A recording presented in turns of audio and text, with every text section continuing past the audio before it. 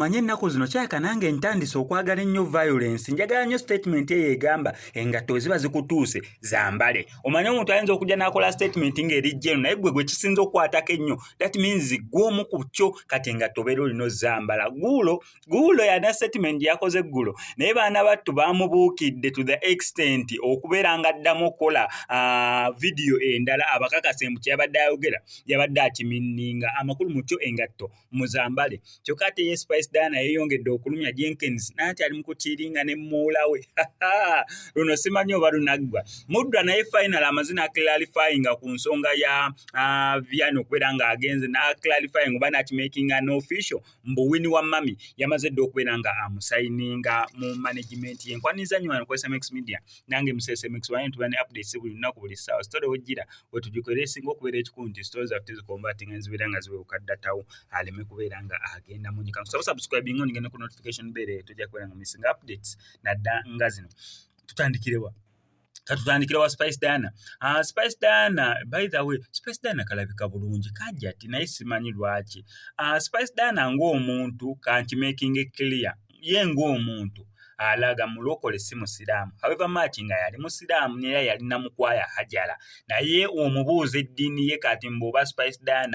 Dana mulokole ndozo ekyo kyo nkimaze okukiclarifyinga. Spice Dana yazaalibwa yenna mukwaya hajala nga musiraamu okusinzira n'enkula mu kkulaawo wonna nga muwala musiraamu naye munnange yakyuka n'afuuka namukwaya Diana.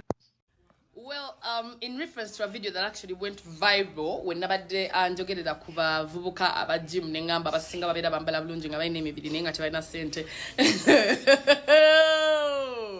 nasudde jjinja baaba mu njuki mwaze mu busungu bw'ekika Waggulu ne munyambalira. Well, so awalo koche mu yagambye nti nno libeera tamiire omanyi kiwaddanga akyasaamirira nnyo kiba kitamidde no nadda badia so abavubuka abagenda mu gym nkiddamu just so you know aba followers banga abasinga bakimanyi nti no mu content wange asinga mbabuulira nti mwami gali wange is a gymnastic so that guy taina lunaku lwasubanga tagenze mu gym so I am sure mwena mwade mwizo kitegeera nade siri ku generalizing anti mwena however sagambye mbwa abamu but kyeraze lwatu nti buli yabukidde post yeyu mwavu kubanga abalina mu kusente bali busy neyo post tebagirabye bali mu kukola bali busy naye mmwe abatalina byakukola be nagambye in fact bangambye mwagana ba sugar mami mmwe okukola temwagalira ddala ba sugar mami ate nekira musabiriza now it is what it is tebatuuza mu bigambo what I said it kati njagala mufe mubaluke ati mwangambye ndi waddanga lero ndi kasoda mbonayogeza tamiro so I'm here to remind you nti kyenayogedde nakyogedde nga nkimanyi all of you abasinga kanzijemu abali busy kuba abali busy munati wali yambuukidde kubanga mwabadde busy nga mukola naye mwena abatalina ssente n'abalabye obusungu bwabayitiriddeko bw'ekika Waggulu ate nga ndi wano okubanyonyola nti my dears whether I love me or not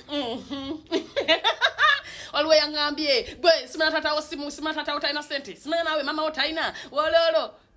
just so you know n'omwami wange akola gym so nabadde nkimanyi nti simwenna nti no you're broke because ambye naawe oli munaku kalabe sinnagambako nti ndi mugagga but I mean nammwe muli baavu mpulira njagala kiba sinking nti nno njagala kibayingire muli mu mutima kiba mubaluke now deal with it I said what I said